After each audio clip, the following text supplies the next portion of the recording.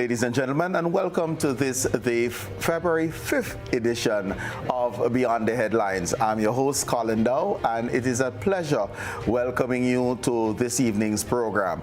We are starting a little bit late, but there were important national matters to address as we saw the unveiling of the Grenada 50, the $50 note to be commissioned in June by the ECCU, and also the Vision 75 presentation by Prime Minister Deacon Mitchell.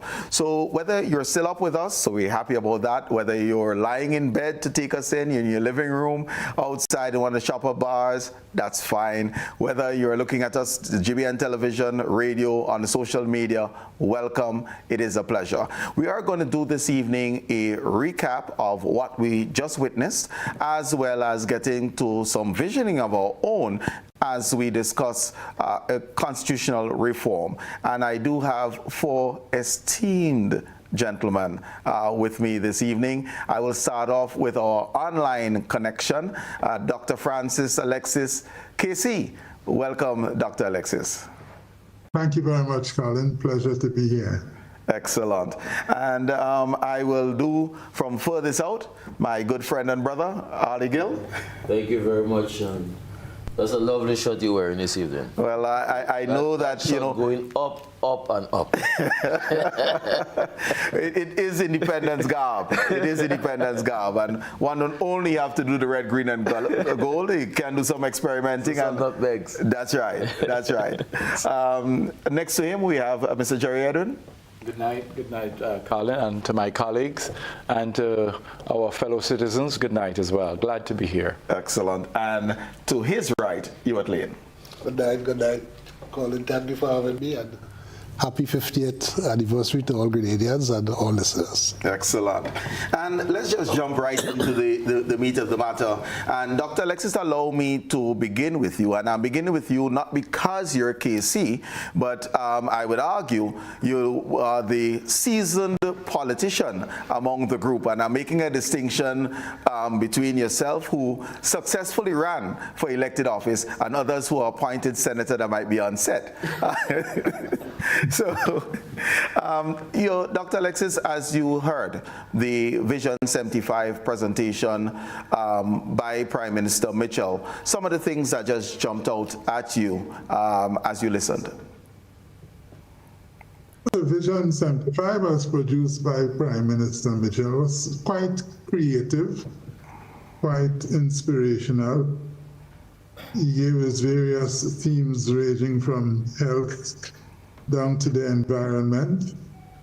The technical man helping me here this evening is Andrew Richards, and he's very much into energy. I suspect he must have said a few things to the Prime Minister.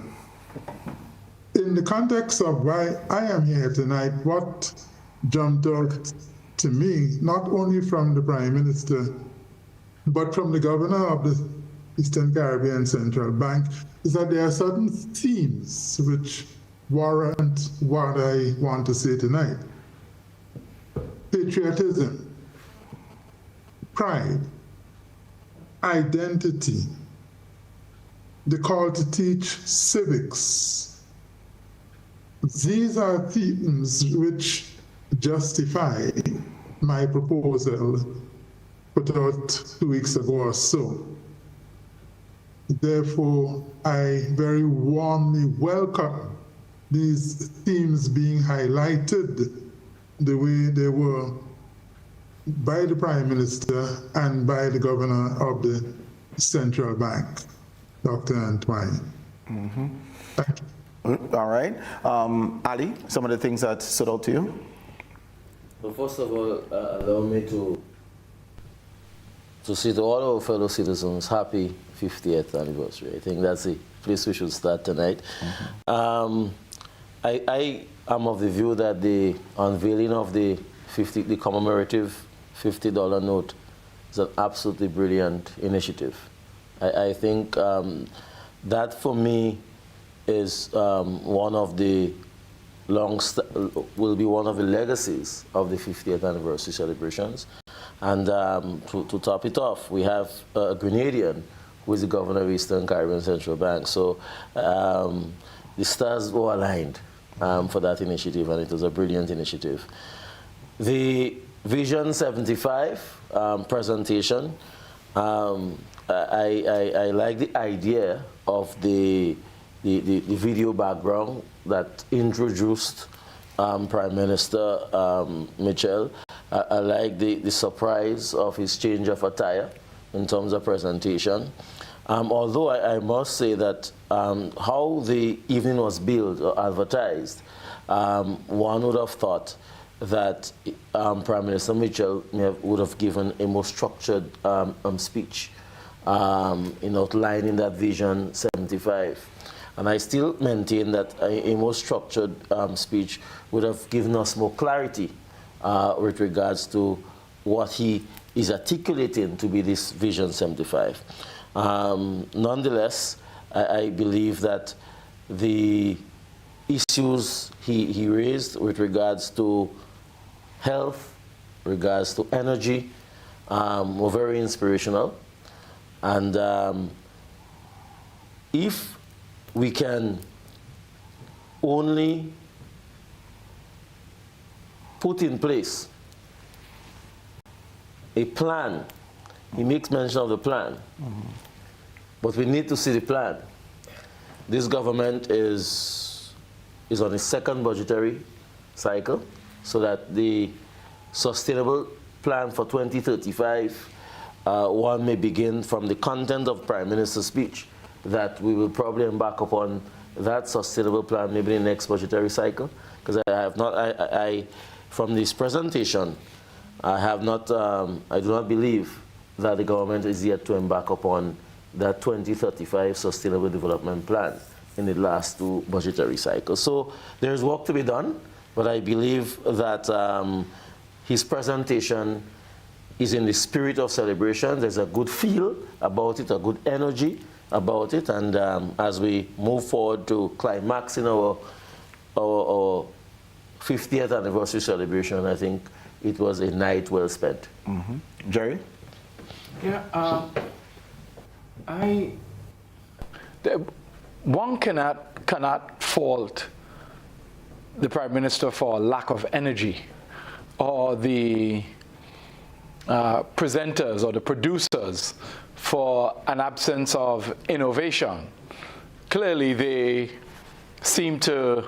this young government seem to be extremely creative in their presentation, and it's a welcome change. The stuffiness of presentations, the usual presentations by politicians, seem to be falling by the wayside.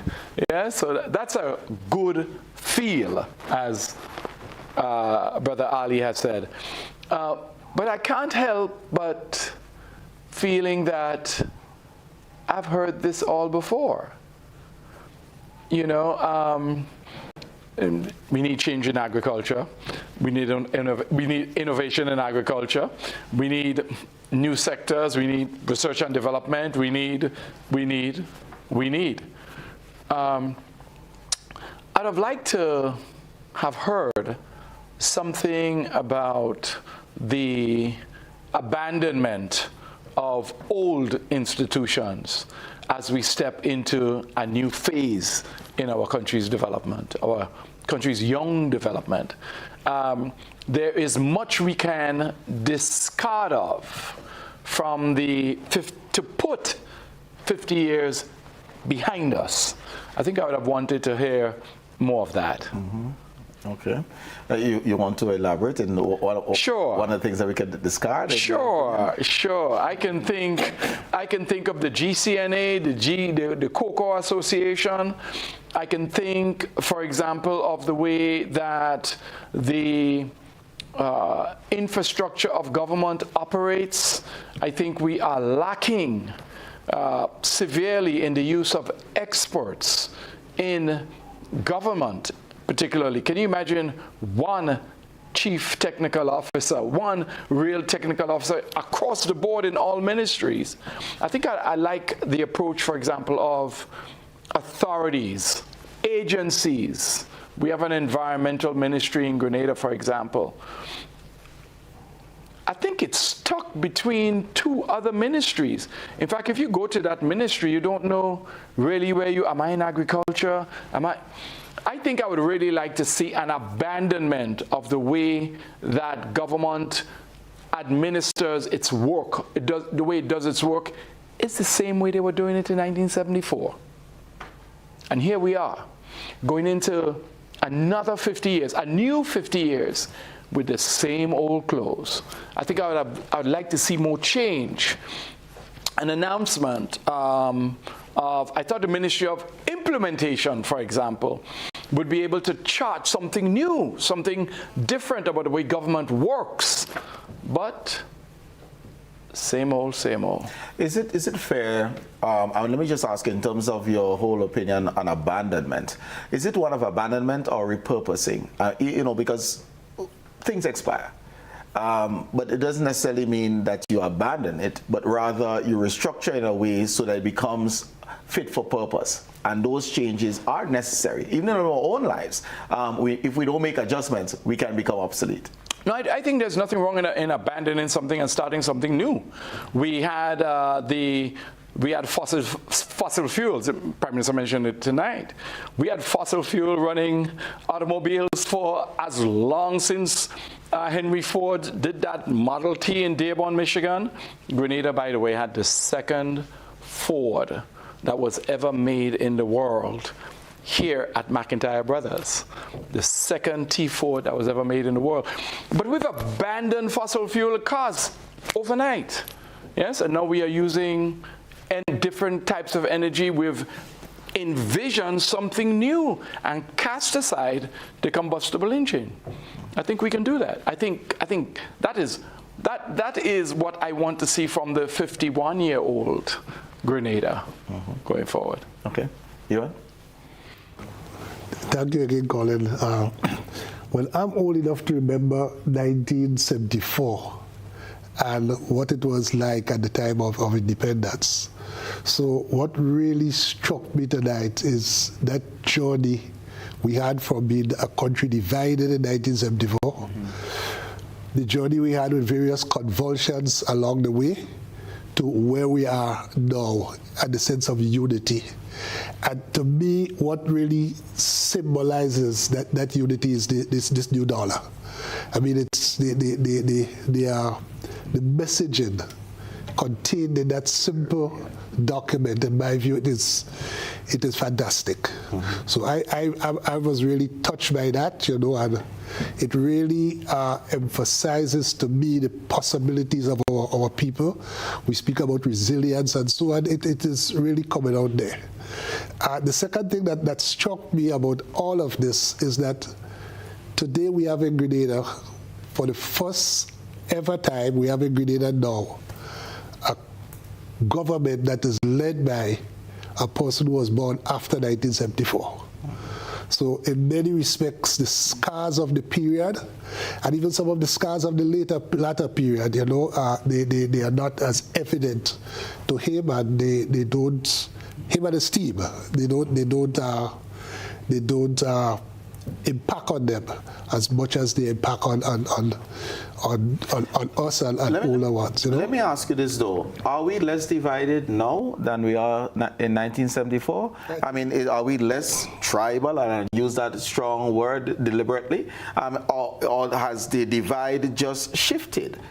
Yes, there are different issues now that we are divided on. But remember, in 74, it was, you can put it two ways. You can say it was about Grenada going, when some people say it was about independence. I don't think it was simply as simple matter as that, Others frame it as though it was independence under Gary. That was the opposition to it. I think it was opposition to Gary around the issue of independence. And that's what, in a sense, brought and coalesced all these different forces, all these different strands for all different reasons and motivations. They came together in opposition to Gary. But the issue of independence now, I think that is settled. Everyone recognizes the role of Eric Gary in that, and it is his legacy. And you can never take it away from him that he's the first Prime Minister, he's the father of the nation in terms of leading the country to independence, and I think now that is accepted. So I think to that extent we have moved. Yes, we still have our tribal differences, but I don't think they are as acrimonious as during the 1970-74 period, and certainly even the years after. So I think we have come a long way in terms of that. With regard to the plan, put it this way, I'm still observing, because I think I was a little bit confused when I was 35, when I was 25, when I was 75, you know. And I think we need clarity even on those things in terms of sending a clear message. That's point one. And secondly, maybe it is that will be in other documents, but in terms of targets, you know, human resource development, the development of our people has to be at the forefront of everything. Whether you develop them in terms of the expertise being in whatever area, health, education, energy, yeah. Besides that, I think the Prime Minister pointed to it, there are certain basic things that every Grenadian should really have in terms of their health, you know, in terms of exercises and so. Also, in terms of social needs, should we aim to have a Grenadian where just by being born in Grenada, there are certain guarantees in terms of health, in terms of education, in terms of housing. Yeah? Beyond that, those who really work hard and show entrepreneurship and so they benefit more. But in terms of having those basic things, yeah, because those things are related to crime, those things are related to alienation in our society, you know, and I think we need to, in a sense, focus on those issues. And in terms of human resource development, what we have in Grenada here, the greatest resource we have is our people, and in terms of maximizing that resource, because Kirani James, who we have celebrated tonight, and we should always celebrate, is really an example of that. Anderson Peters is another example of that. But they are in sports. We have cricketers, and I believe that whatever field Grenadians go into, we can show the same excellence. We can display the same excellence. Okay. Doctor, let me just ask you in terms of the unveiling of the $50 note. You mentioned patriotism, you mentioned pride. As you look at the images of the $50 note, did you see some movement towards lending that elevation, as it were, towards patriotism, towards national pride? Yes, certainly, Colin. Having Eric Gary on the same note as Morris Bishop is full of symbolism. It tells us that we, the people of Grenada, have now reached a stage where we can have antagonists in the same room, as it were, without the bitterness of yesteryear. And putting on that same note our icon, our ambassador, to me was a note of genius to have come up with those three figures there. One might wonder, why wasn't the longest serving Prime Minister somewhere on the note? That's a proper question to ask. I don't have to answer the question, but I can observe that question may properly arise. That apart, though, to have Morris Bishop and Eric Gary in the same room, as it were, speaks volumes as to the point that Prime Minister Dickon Mitchell, having been born after 74, he is not as speeded up, as it were, with the antagonisms before and around 74, even up to 79, and for that matter, 83. So the messaging there tells us we have crossed the corner where we leave behind, whether we go back to 1795, Julian Fedon, 1951 Erigeri, the pre-independence struggles, to use that word, and even October 1983. And that's a very good healing point. It would have taken a lot of vision and courage on the part of Prime Minister Dickon Mitchell to sign on to that symbolism. But I must ask, where is the longest serving Prime Minister in this exercise? Would you also say that the antagonists, as it were, can be brought together? Because I will argue that the greatest unifier in the recent Grenadian history is Kirani James. There's no argument when he says Kirani, because there are no sides with Kirani. And having him, he's almost the glue that can bring those images together. No question about that. Undoubtedly, Kirani James unifies the nation, perhaps in a way probably no other personage might be able to do. But that does not dispose of the question, where is the longest serving Prime Minister in this exercise? And I guess the question would answer it, because we had two revolutionaries, and whether or not, and I'll open it up, whether tenure qualifies to make the $50 bill. It's much more than tenure, my brother. It has to do with contributions. Look at the whole of what we used to call Back Street. And if you look at modernizing that area, who is the person mostly responsible for that? So it's not just a matter of tenure, with greatest respect. If it were tenure, Morris Bishop would not be on the bill. And that actually is a point, because tenure alone doesn't get one on.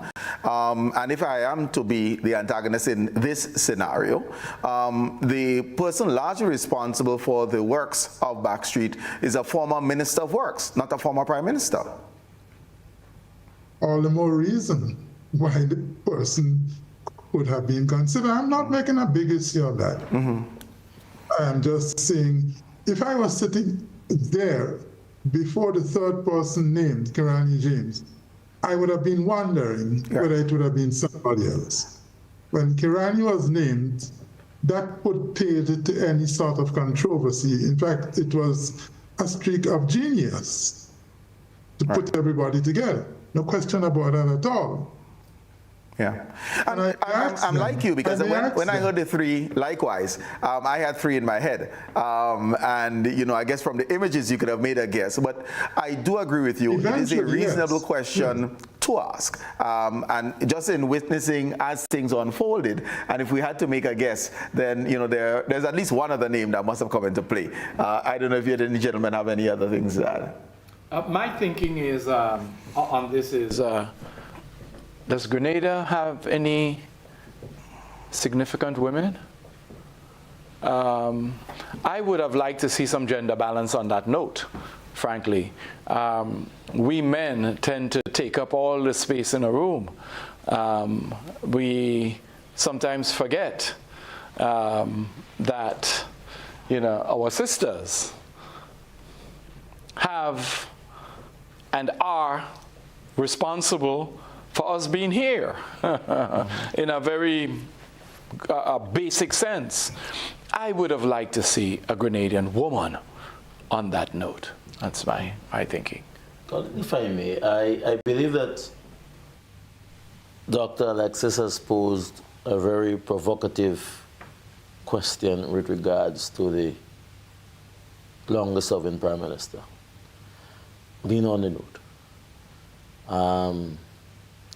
50 years of independence, and he almost did half as Prime Minister. Certainly, he was in government for more than 25 years, because he served a good 4 or 5 years as Minister of Works, and he served just over 22 years as Prime Minister. So that's a very fair, I believe, comment. Question, absolutely. Issue, And I would not want to put myself in the creative space of the persons who would have designed the dollar.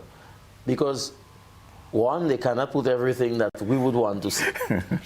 So I wouldn't want to belittle the effort. You know, they cannot do everything and put everything on the dollar that we want to see. I believe the concept of the dollar is a brilliant concept. Maybe we cannot do everything, and there was a lot of the cocoa and the nutmeg. We could have done other things. But I get the concept. The drafters, the designers really tried to bring out some uniqueness of Grenada and things that highlight. And I think I want to applaud the efforts more than anything else tonight. And yeah, I think Dr. Alexis, his wisdom and his depth of thought, comes out I think that it is a fair criticism. And I don't believe it, and Dr. Alexis can speak for himself, but I don't believe it was a criticism. I think the question is, as one would have brainstormed, Why? I'm assuming it was raised, and as they would have gone through, it was dismissed and went in another direction, because it is a fair question to ask. And of course, we have the end result as was displayed this evening. But I would just like to support the comments being made. It was it's a good creative piece that can commemorate Grenada's past 50 something. And let me just signal what the governor said, not to hoard the 50. For those of you who can afford to get a 50 and not spend it, don't hold the 50. It can be spent freely, but I know a lot of us would like to have it, to be able to pass on. Definitely. To see if we could make the next 50 with it. That's right. Viewers, we are going to get into our constitutional reform part of this evening's discussion, but it is time for our first break, so we will be right back.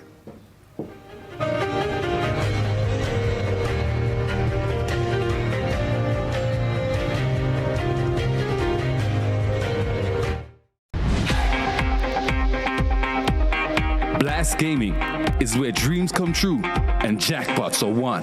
Dive into a world of delightful experiences and daring action. From the moment you step through the doors, have the time of your life, feel the energy, soak in the excitement, and let the good times roll.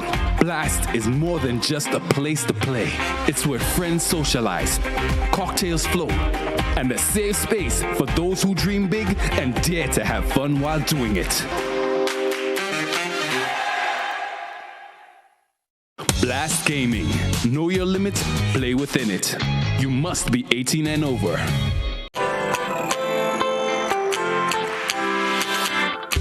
For when you need someone to help you to your feet, I'll be that beacon to your highest peak. Oh, I'll be right next to you, no, I will never leave. Come on, take my hands, we got everything we need. Cause you can look to me whenever you're in need. Just call on me and I'll be on my way. I'll be by your side, never to divide. The light that shines our way. Wherever your road leads, we'll be right there with you. Wherever your road leads, we'll make your dreams come true. Next side, next side, next side, right next to you. Nexa Credit Union, with you wherever your road leads. Agritech Limited Grenada is your one-stop shop for all your farming needs. We provide seeds and seedlings, pesticides, fertilizers, irrigation and water management systems, veterinary products, and a wide range of agricultural products and implements. Our staff is knowledgeable and ready to serve you. Call us on 435-9677 or 440-4460 or visit us in Happy Hill, St. George. We are open Monday to Saturday, 6 a.m. to 6 p.m. and on Sundays, 6 a.m. to 1 p.m. Agritech Limited Grenada. Come grow with us.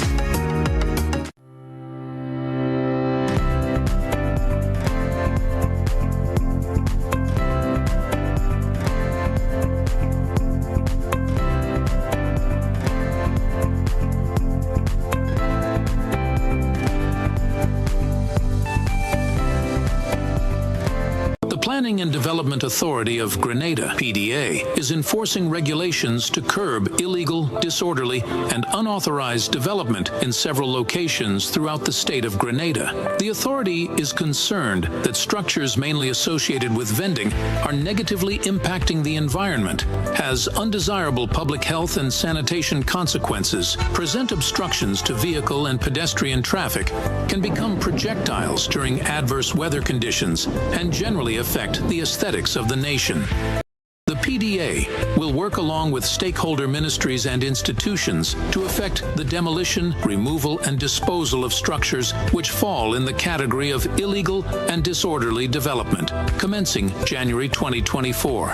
In this regard, persons who vend in or occupy such illegal structures are advised to secure their personal belongings and have the structures removed ahead of the planned PDA demolition operations.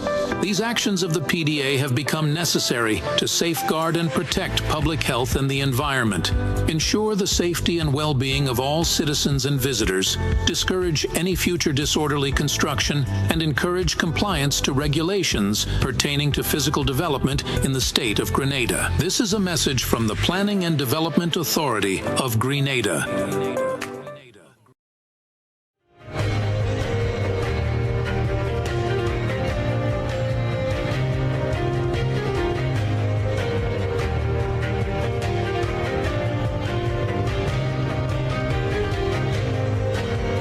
Viewers, and we're speaking Grenada in the next 50 effectively, and I do have 4 esteemed lawyers on set, and hence let's just start talking some of the work that they will have to do.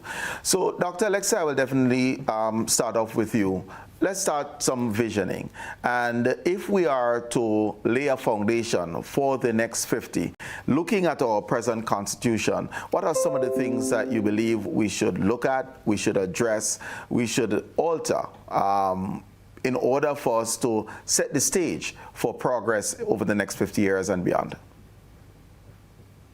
Coming out of what Prime Minister Dickon Mitchell said, his Vision 75.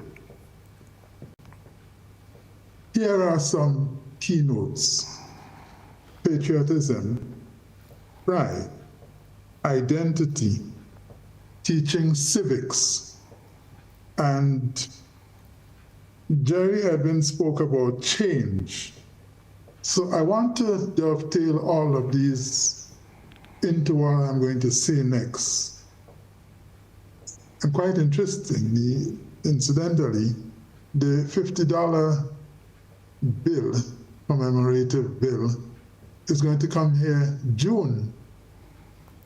I put out an idea which could have gotten here before the 7th of February, tangible terms. And it is this. I'm going to put up on the screen, if I may now, something from the Constitution, so we can see exactly what I'm trying to say. The host has disabled the participants' screen sharing. Okay. So I can put it. Yeah, so if you can just read it through, and we see if we can address that Zoom authorization in terms of making you a co-host. Fantastic. That would be very exciting. We're going down to, we're starting in section 39, subsection 5 of the Constitution. And that is saying that to change certain provisions of the Constitution, essentially, you need referendum approval. And those provisions whose alteration requires referendum approval are set out in Schedule 1 to the Constitution. A very conspicuous absence from that Schedule 1 is Schedule 3. And take a note, Colin, that on that list there is Schedule 2. Mm-hmm. So Schedule 1 is there, it's the master list. Schedule 2 is on the list too, but not Schedule 3. And that is no accident. What is Schedule 3? Schedule 3 is prescribing the form of the oath of allegiance. What is an allegiance? An allegiance is a commitment by the oath taker that he or she will carry out his or her state duties, and emphasize the word duties, with loyalty. So we ask the question, loyalty to what or to whom? Schedule 3, by being deliberately omitted from Schedule 1, is making the point that as we move 50 years into independence, another 50 years, we might be reconsidering what is this allegiance, to whom or to what is it owed. Right now, it is owed to His Majesty King Charles III, his heirs and successors. I want to impress upon you, Colin, that no constitution anywhere in the Commonwealth Caribbean entrenches the oath of allegiance with referendum. No country in the Commonwealth Caribbean. As a matter of fact, much more than that. In all our sister states in the Windward Islands, St. Vincent, St. Lucia, Dominica, the Constitution says that the oath of allegiance is as may be prescribed by law, not by law made by Parliament, by law. So that could include delegated legislation. Indeed, in St. Lucia, the Act giving effect to this arrangement spells out that a change may be made by the Cabinet by order. Bear this in mind then. Point 1. No constitution anywhere in the Caribbean is the oath of allegiance entrenched by referendum approval needed. Nowhere.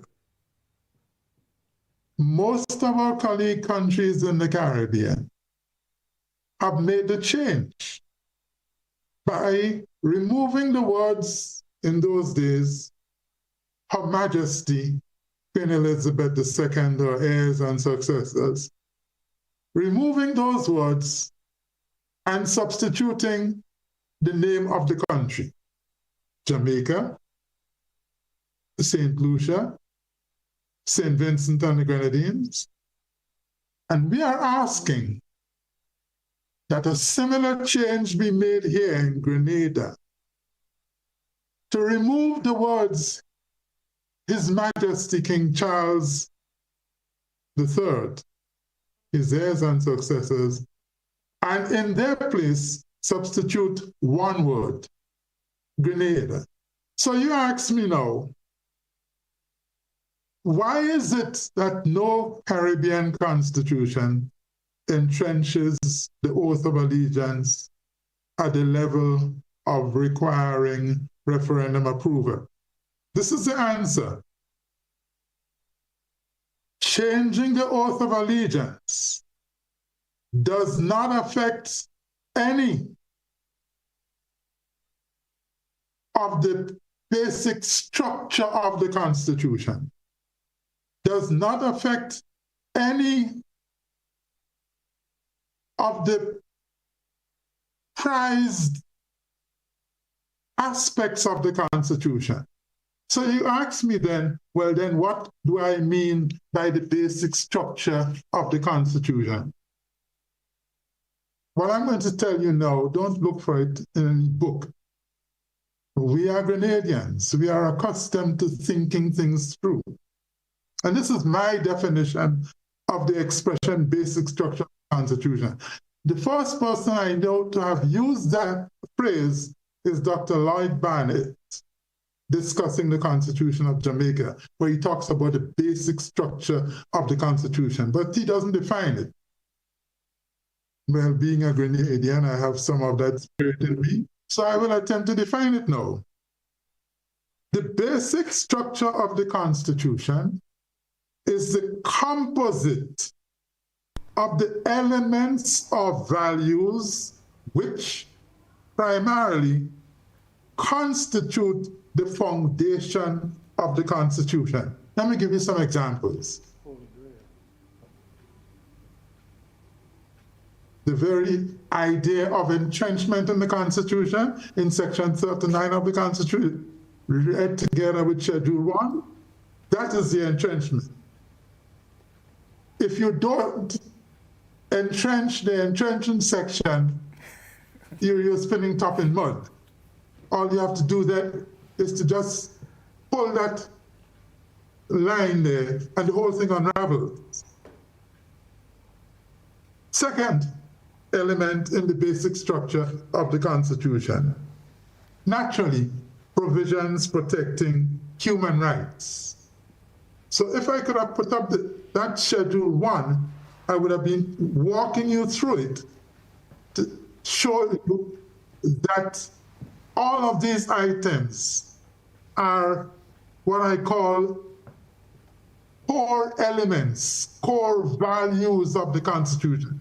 Entrenchment, always start with that. The Bill of Rights, protecting the rights of the individual. The vesting of the executive authority of Grenada. The establishing of Parliament, underlined by one person, one vote, secret balloting, periodically. Next core element, enabling Parliament to make laws for the peace, order, and good of the country. And finally, and perhaps most importantly, in the context of safeguarding the Constitution, the guardianship of the Constitution.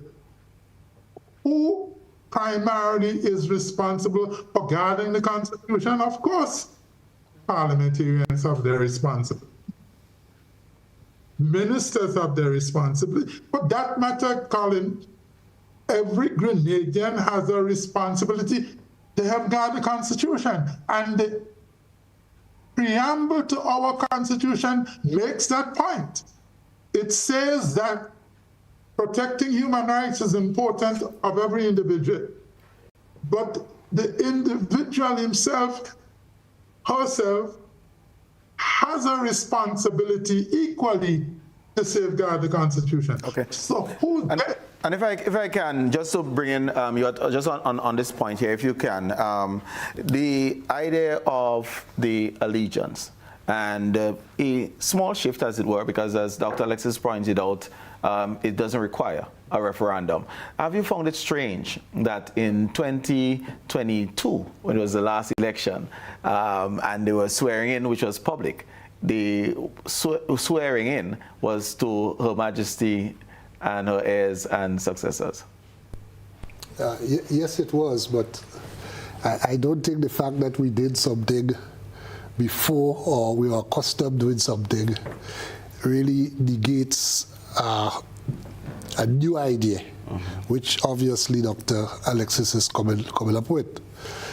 Because we can go back even further, because I think in the 2016 referendum, the issue of changing the oath of allegiance was one of the issues on the put to the ballot. I think it was, right? I'm subject to correction on that. So I'm saying that the fact that now Dr. Alexis is saying that, listen, this is not required. I don't think that we can answer it by saying, well, that is what we always used to be doing.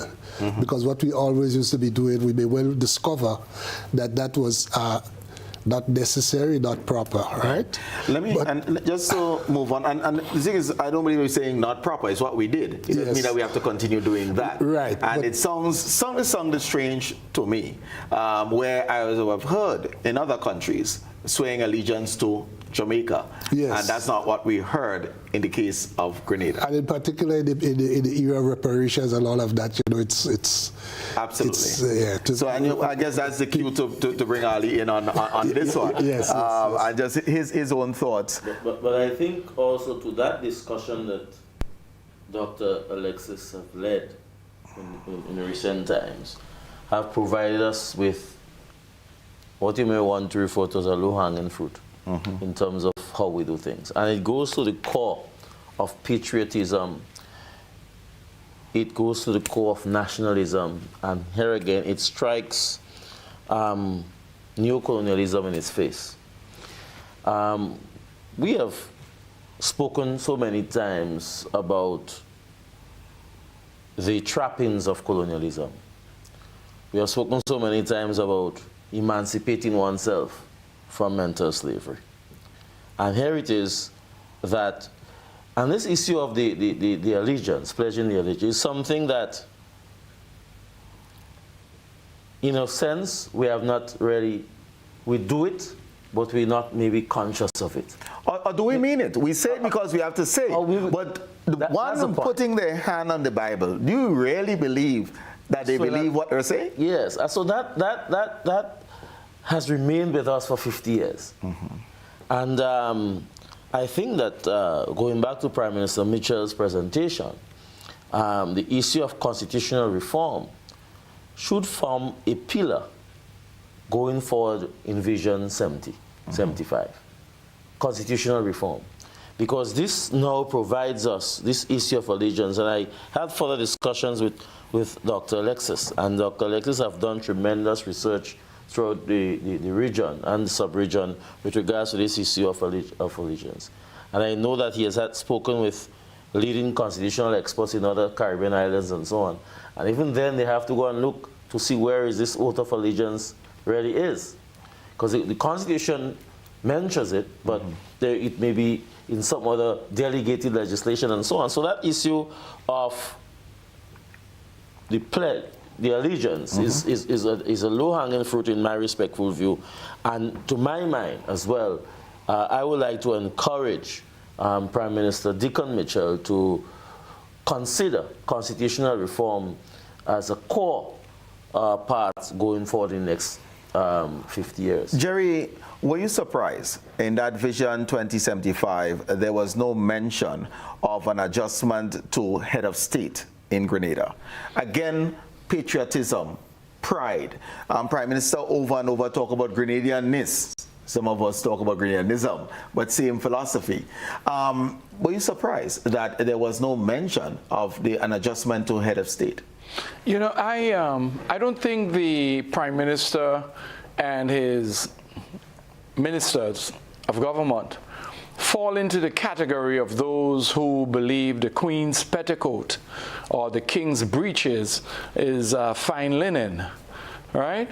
I don't think they are the kind of people who wish that they had come out of the English countryside rather than the cane fields of the Caribbean, right?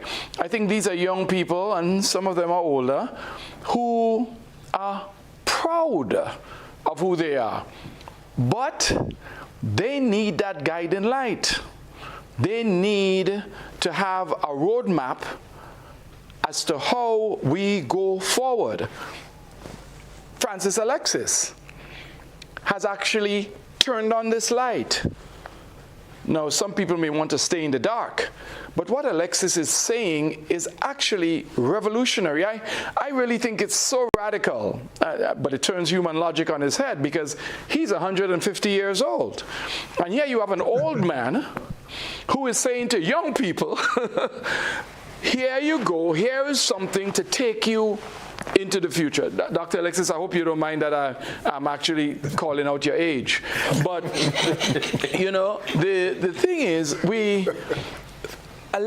Francis Alexis, Dr. Alexis is saying something that's so obvious. In fact, the startling thing here is that a few years ago, it wasn't even obvious to Francis Alexis.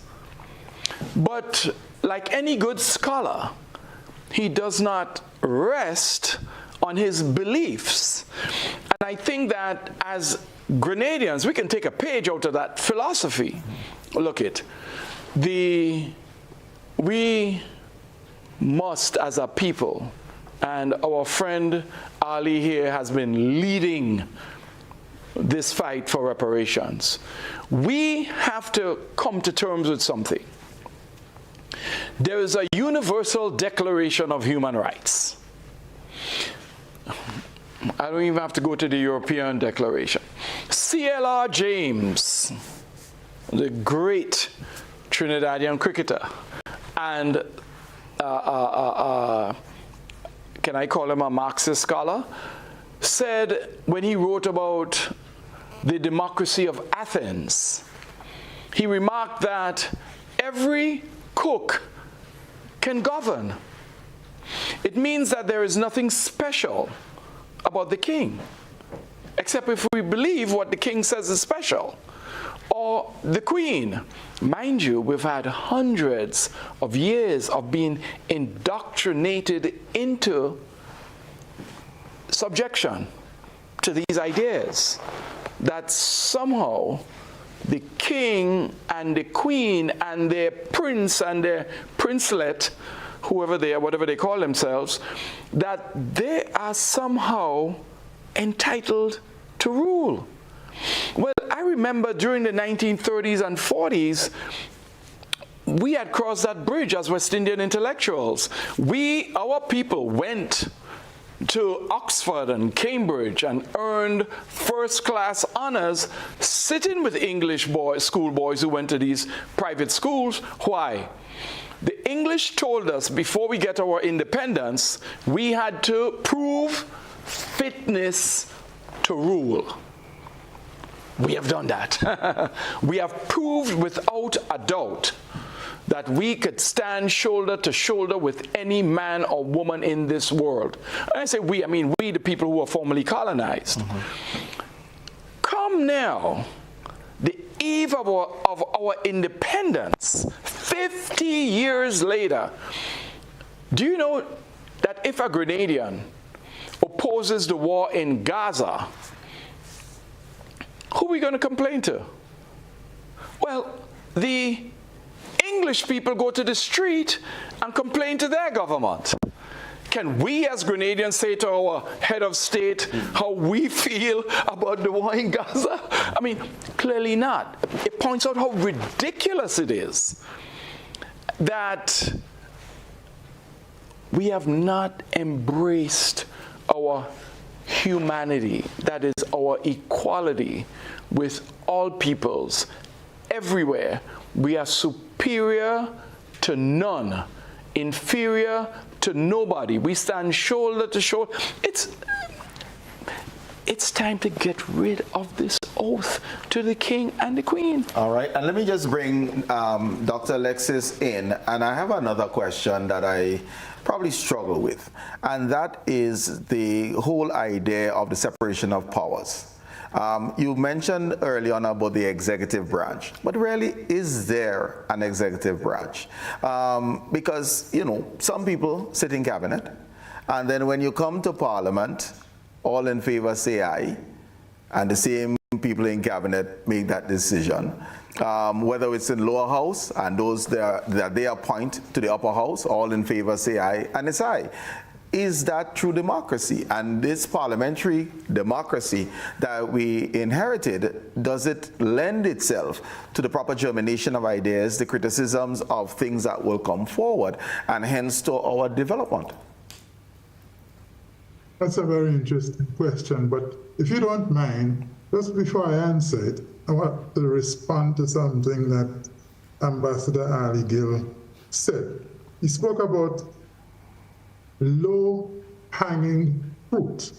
I want to stay with that, because it is that concept of a low-hanging fruit which has us talking about the oath of allegiance now. Meaning, Paul Roberts was grilling me about 2 Sundays ago, complaining that we, the legal fraternity in this country, have not been able to come up with a low, he didn't use the expression low-hanging fruit, but meaning something which we can achieve in our constitutionality, having regard to the reality of referendum. And it was that grilling administered to me by Paul Roberts which made me go home and think about what can be done without having to go to a referendum. And I have to admit to you and to say, indeed testify, that in that agony, God opened my eyes to show me that Schedule 3 is not in Schedule 1, something I've not seen before. I'm not meaning by that I'm pretending to be any prophet, no. I think it was really out of empathy. He removed the scale from my eye and said, look at it, it's right there. So it was liberating you from Paul's a low-hanging fruit, which led us to where we are now. No. Your question, I find your question very interesting. You ask, is there an executive? But in the reality, not just in Grenada, throughout the Caribbean, but mainly in the small countries, on your question, it is not whether there's an executive, it is whether there is a parliament, because the executive controls the parliament, practically speaking. Right. We have had one government brought down in Barbados in a mood of no confidence, and in Guyana too. But scholars like Lloyd Barnett make the point, we have to find a mechanism in which the executive is not going to be always controlling the parliament, because all members of the executive are in the parliament. We have few government backbenchers, and here in Grenada, we have been seeing time and again, one party winner takes all in the House. What then is the answer? I answer your question by saying this. As we move forward into the next 50, we have to reserve some seats in the House of Representatives on a basis of proportional representation, nothing too highfalutin, very simple. A party gets 40% of the votes cast in the election, but doesn't get a single seat. We will have some seats reserved for that situation in the House. We should reserve some seats in the House for young people, 18-year-olds. Jerry Edwin is always talking about women in the country. We should reserve some seats for some women in the House of Representatives. And then we would be going forward with a proper House of Representatives. We may not even need a Senate, because in the House you can reserve some seats for senators too. And that would be a very dynamic House of Representatives. You may call it a National Assembly. You may call it a House of Assembly. But we do have to look again at the composition of Parliament. Thank you very much. All right. Comments, gentlemen? So Dr. Alexis have decided to provide us with a high-hanging fruit. Because this one will require a referendum. But you know, I think your question, I think it seems as though at 50 you're becoming very provocative, because that is the legislature, because oftentimes you're speaking to students and they're trying to explain the difference between executive and legislative and so. But of course the reality is the members of the executive control the legislature, meaning the parliament. And I've had one experience here in my short time in the parliament where we were in the Senate and the government of the day was trying to pass a bill, I believe is one of the Gaffin bill. And we found that it was littered with errors. In the Senate, both sides, opposition, government, as well as the independent senators, supported the issue of gaffing, supported in principle gaffing. But we thought that the legislation was poorly drafted, that had a lot of errors and so on. And we went to the vote. And the president of the Senate at that time voted nay in favor of the opposition, along with the opposition senators and independent senators. And we were able to send the bill back up, right? But that's rare. You don't have that happening.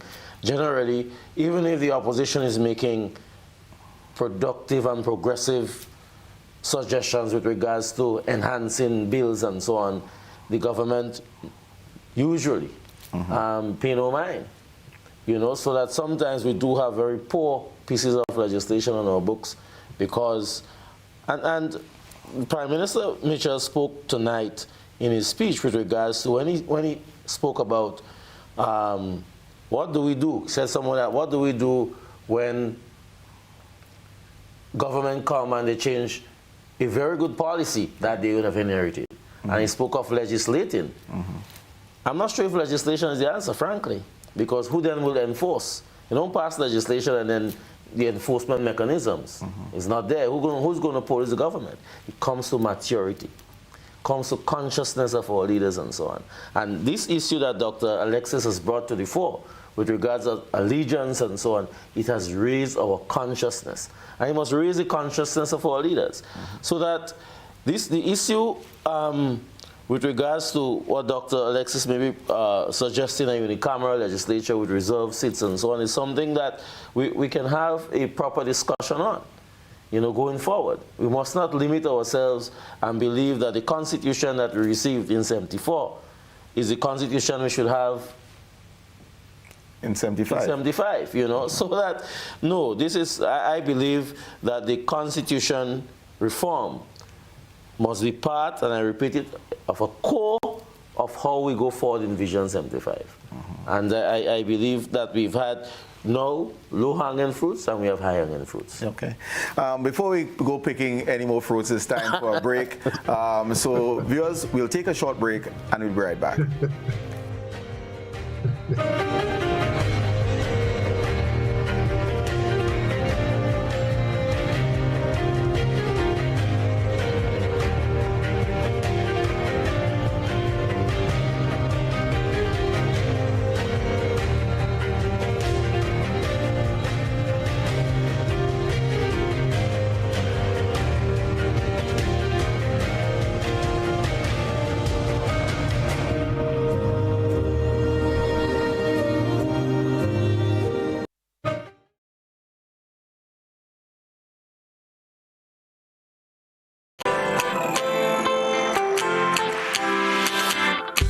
But when you need someone to help you to your feet, I'll be that beacon to your highest peak.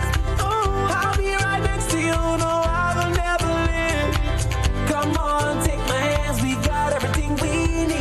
Cause you can look to me, whenever you're in need. Just call on me and I'll be on my way. I'll be by your side, never to divide. The light that shines our way.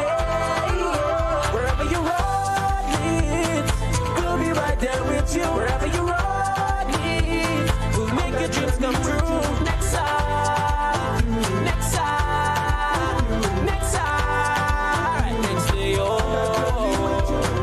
Nexa Credit Union, with you wherever your road leads. Agritech Limited Grenada is your one-stop shop for all your farming needs. We provide seeds and seedlings, pesticides, fertilizers, irrigation and water management systems, veterinary products, and a wide range of agricultural products and implements. Our staff is knowledgeable and ready to serve you. Call us on 435-9677 or 440-4460 or visit us in Happy Hill, St. George. We are open Monday to Saturday, 6 a.m. to 6 p.m. and on Sundays, 6 a.m. to 1 p.m. Agritech Limited Grenada. Come grow with us.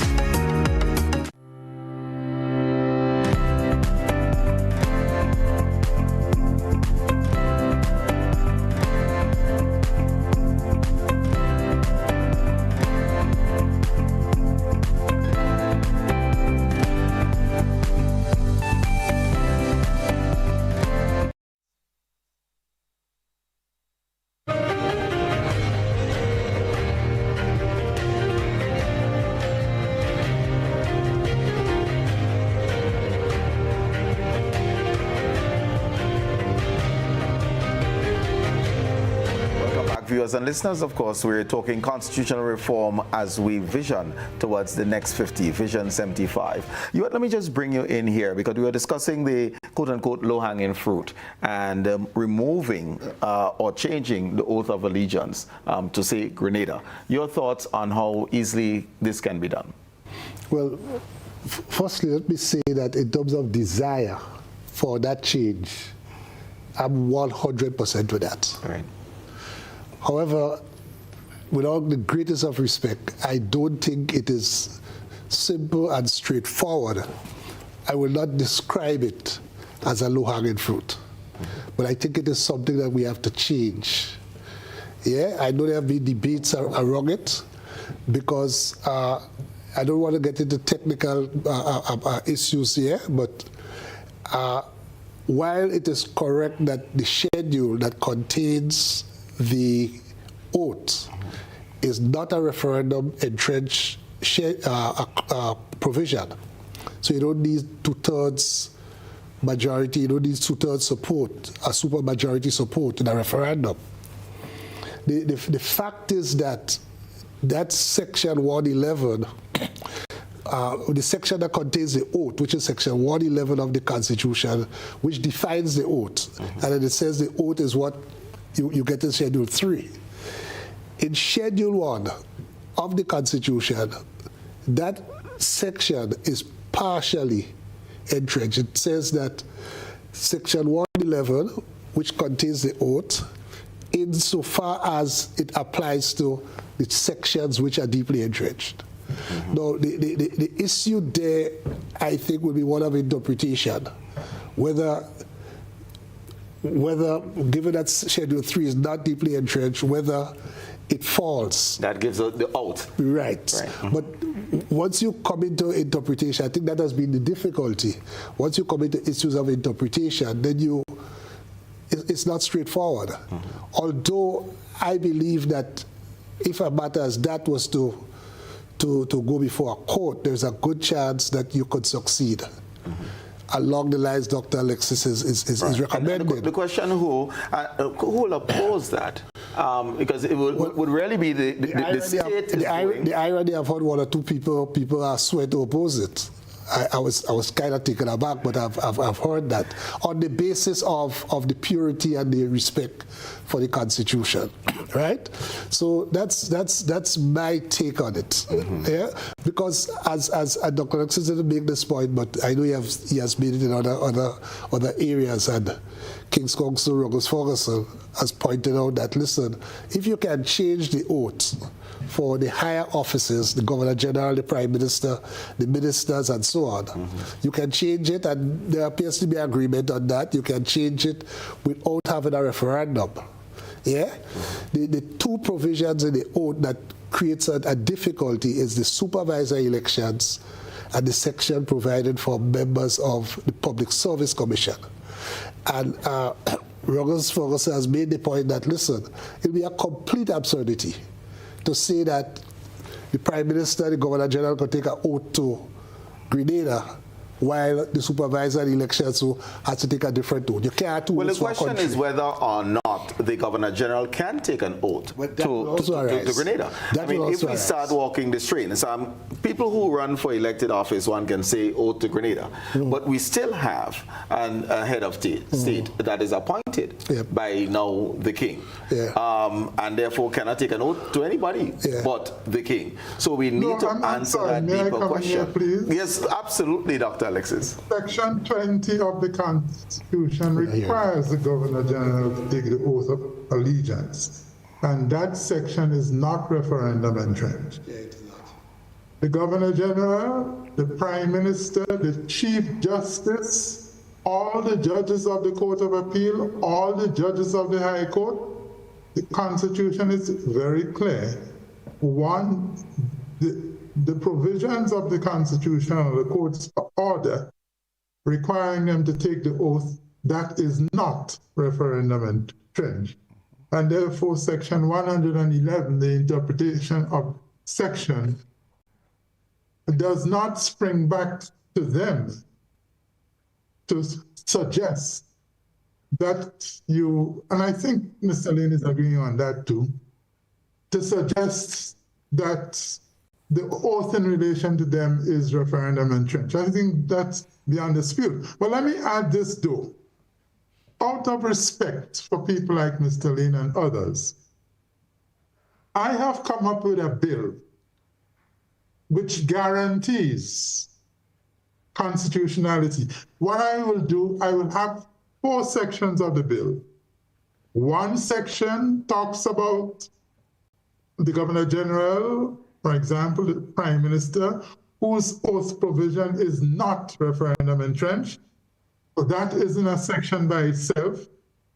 I have another section dealing with the supervisor of elections and the Public Service Commission members, all by itself, so that in the most unlikely event of a court being concerned with the supervisor of elections and the PSC members, even if the court were to strike down that section, the section referring to the Prime Minister, the Governor General, the Chief Justice, and so on, that would remain wholly intact.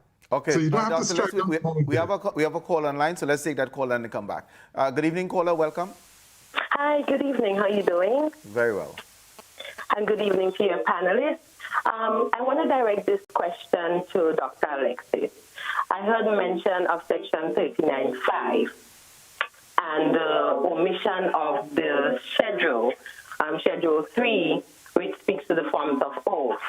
Can Dr. Alexis tell the listeners what is the relationship between Section 111 of the Constitution, which is protected under Schedule 1, and Schedule 3 of the Constitution? Okay, thank you, Anna. Thank you. Yes, you're welcome. And I think this is the exactly answer. This is the answer. Section 111 says, in relation to the foregoing provisions. So Section 111 is relating to provisions preceding Section 111. And the third schedule does not precede Section 111. So that Section 111 is not capable of referring to Schedule 2, the oath schedule. That's my answer. Okay, all right. Let's just speak again of, and Prime Minister, and Jerry, I'll start off with you. Prime Minister spoke on another occasion as having a discussion, and Grenada deserves to have a discussion on, one, whether we move towards being a republic, and two, the head of such republic, whether they remain a ceremonial republic. In other words, you just replace the Governor General with a president, but nothing else changes, or whether we need to be more radical than that. As we think of constitutional reform to take us into the next 50, what are your thoughts on this one? You know, I think that leaders should lead from the front, that if they have a vision, sell it to the people. I believe that... We have another caller, so let's take the caller Sure. and then come back. So Sure. good evening, caller, welcome. Yes, can I make my contribution? Yes, please. Pardon? Go ahead. Yes, the persons appearing on the note, in my opinion, are very deserving. The 3 persons, Kirani, and the other 2. I think they're very well deserving. They've given me what I refer to as human service to this country. However, in my opinion, I don't think Dr. Mitchell ever had the best interests of the country at heart. And it was all about himself, not about the development of Grenada. Look at his constituency, and my question is, he needs to tell the nation what he achieved in his constituency over the past 40 years. Okay. I thank you so much. Okay, caller. All right, so we heard the contribution of that caller, but finish your thought. Yes, I think that with the Prime Minister having... I believe the Prime Minister believes that we should move away from this parliamentary democracy that we have. I think as modern people, I mean, we were born before before independence. You too, Colin. Just before. Just before, of course, right? Okay. Right? But we recognize that the flaws that exist in the parliamentary democracy system is not the best vehicle to take us into the next 50. Okay, let's take this caller again. So good evening, caller. Welcome. Good evening. Please go ahead. Yes. I would like to ask Dr. Alexis a question. Now, in connection with proportional representation, I know the British toyed around a bit with the Dr. David Owen and the Liberal Party in the early days. They toyed around with the question of proportional representation. Now, I want to ask a question. The question is, if you have proportional representation, this means that in an election, you can't have a winner and a loser in an election. One have to win, one have to lose. Proportional representation seems to me that you are not sure who is the winner and who is the loser. I don't believe in proportional representation. Thank you very much, sir. All right. Yes, my answer to that, Colin, is this, if I may. I'm not asking for a wholesale proportional representation, no. I'm asking for reserving, for example, not more than 3 seats in the House to guarantee that we will always, in the House of Representatives, have an opposition elected element. Those 3 or so seats will be allotted. If a party gets, say, 40% of the votes across the country, that party will get 40% of those 3 reserved seats. So I'm not calling for, and I'm not interested in having proportional representation replace the first past the post. Thank you. All right.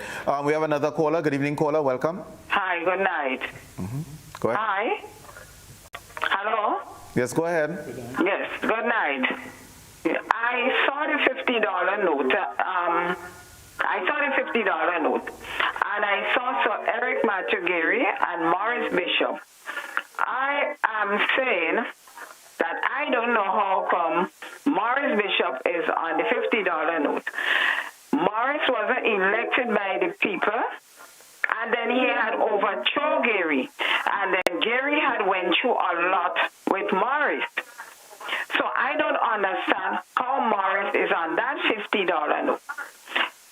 I would have preferred that Dale Hilda or Paul Scone is on that $50 note, because they all went through the trials with Sir Eric Matugeri, right? And then Morris come and he suspend the Constitution, right? That the pensioners could have been in all these problems to get back their problem, right? So I don't understand how Morris could have been on that $50 note.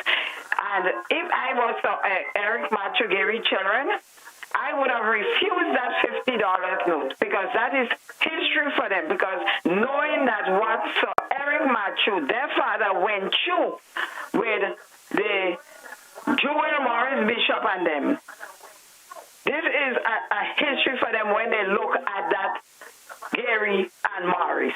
Thank you. Contribution caller. So we heard, and we said the creatives made a decision, and we always can want to add and subtract, and we got that there. Go ahead, Jerry. Yeah, I just wanted to finish the small point I was making about the big idea put forward by the Prime Minister. I think that it is clear, and let me also say it's important to know what our neighbors are doing when we think about constitutional changes and so on. Dominica is a republic. Dominica, as Brother Lane and Brother Ali has pointed out, and of course Dr. Alexis well knows, if you go to Dominica or St. Vincent, you may have some of these ideas already in place and working. It's not like in Grenada we are trying to walk on our heads. It's useful then for people to understand that some of the ideas that have been discussed here are actually at work in our neighboring Westminster Parliament constitutions. So it may sound radical to us here. Maybe we are in a cocoon where change is something we fear.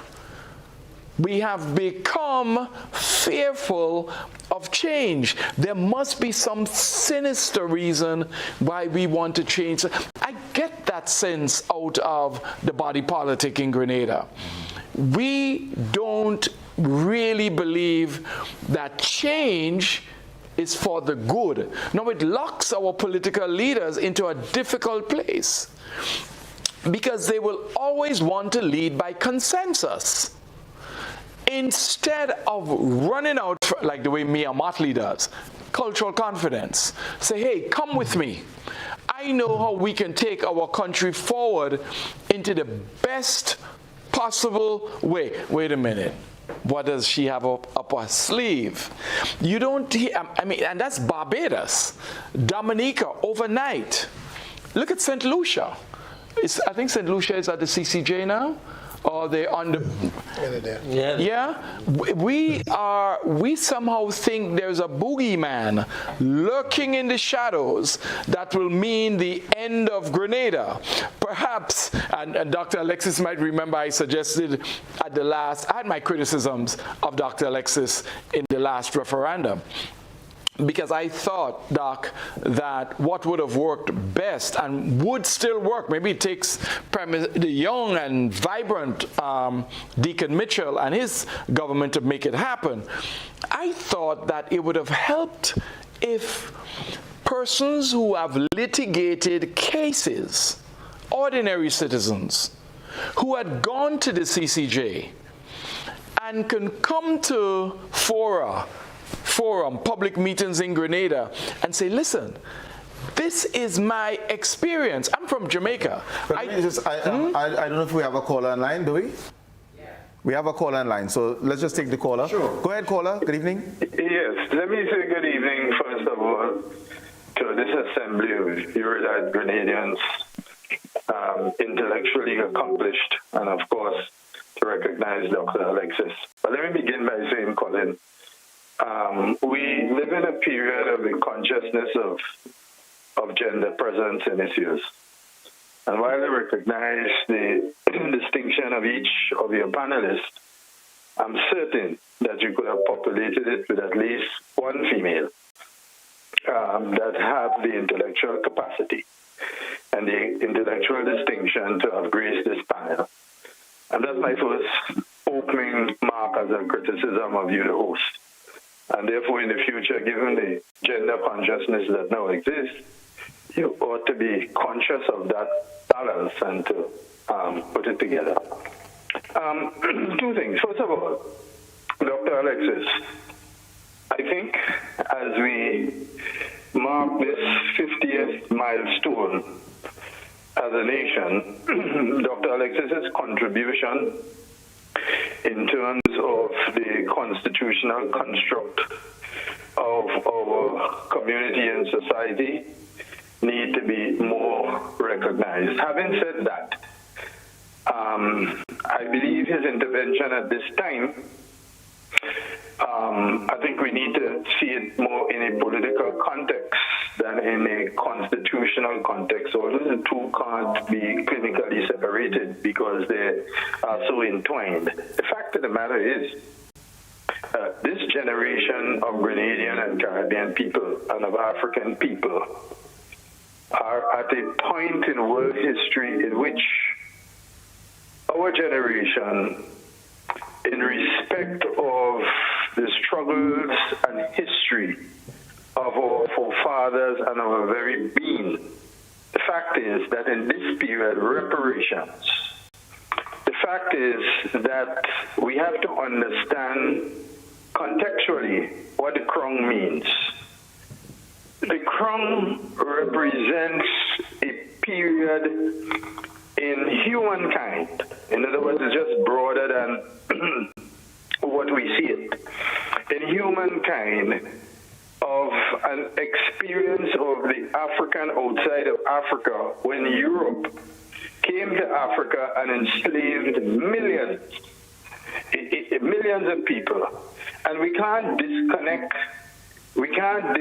This generation has a duty to perform.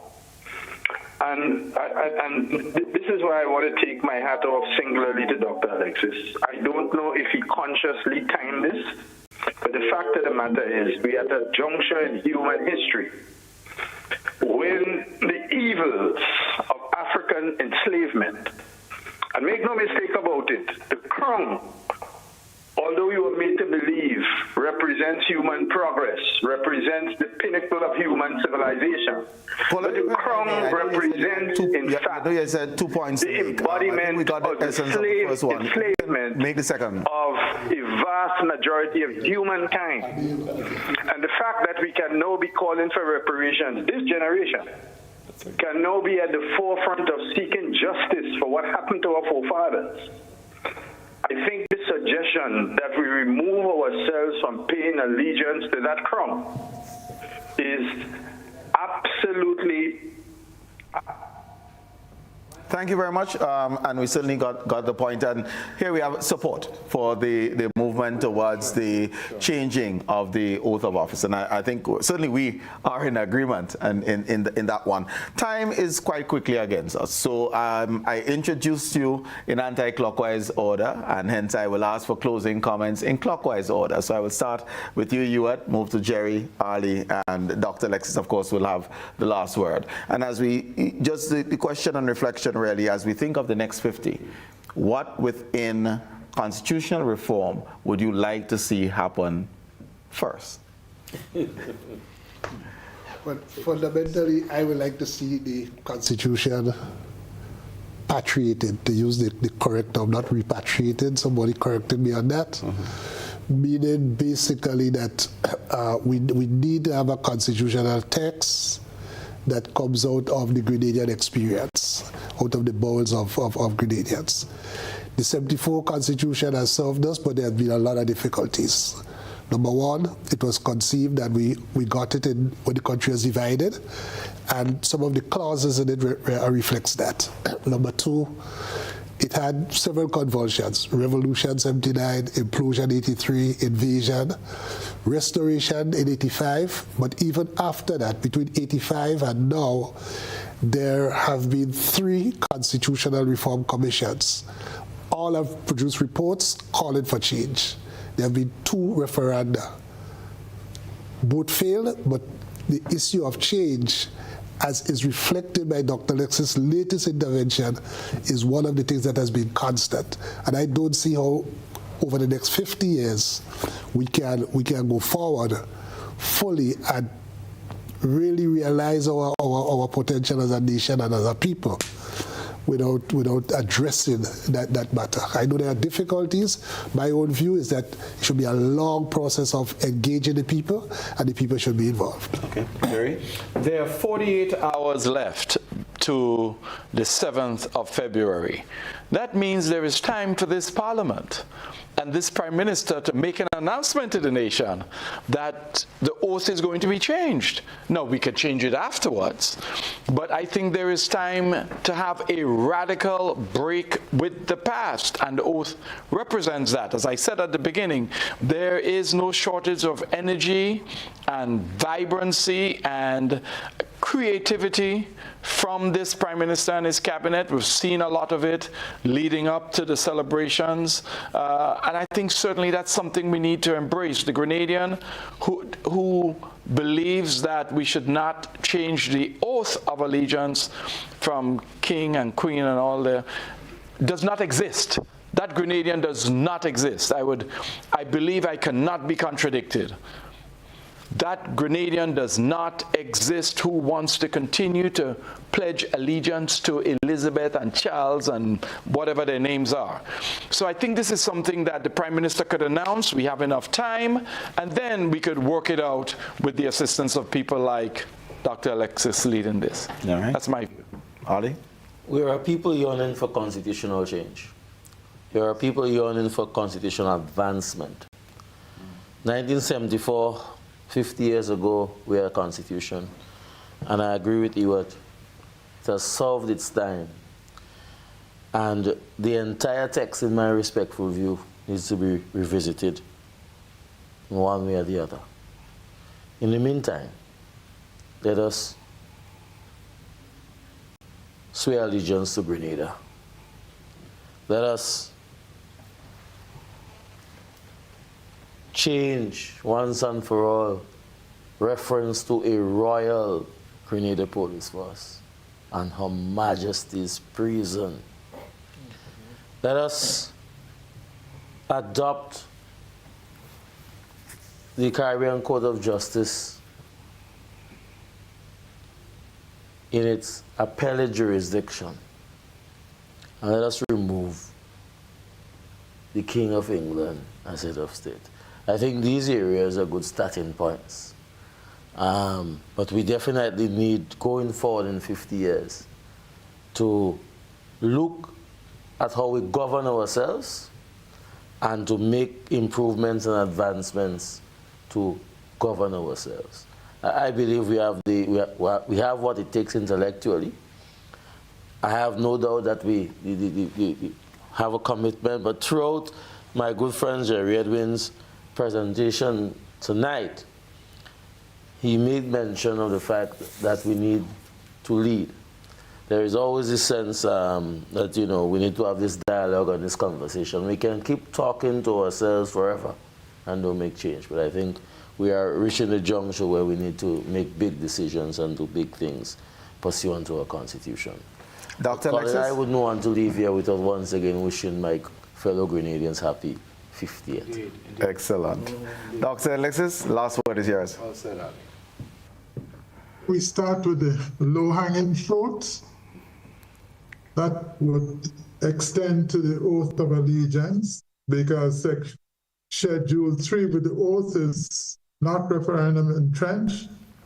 The caller will refer to Section 111. I would refer that caller to Schedule 1, Part 1, Clause 6.